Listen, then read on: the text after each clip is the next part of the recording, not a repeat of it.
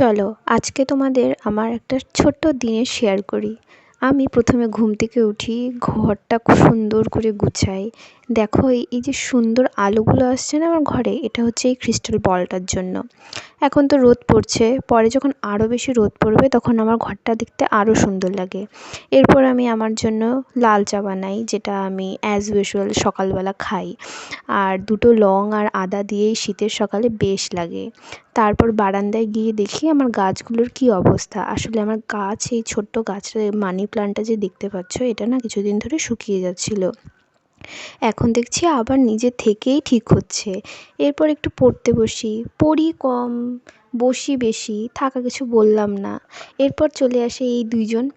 এই যে এই বিল্লু আছে না, এ একদম খেলবে না।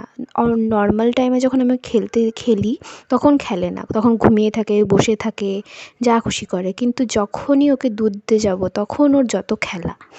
কি সুন্দর লাগছে না দুজন মিলে খাচ্ছে দেখতে। এরপর আমি বিকেলে পড়তে গেছিলাম, আসার পথে দেখলাম এখানে এক্সিবিশন বসেছে, আর এখানে এত সুন্দর সোয়েটারগুলো ছিল না, সবগুলো বেশ ভালো লাগছিল, কিন্তু সবগুলো তো আর নেওয়া যায় না, তাই না?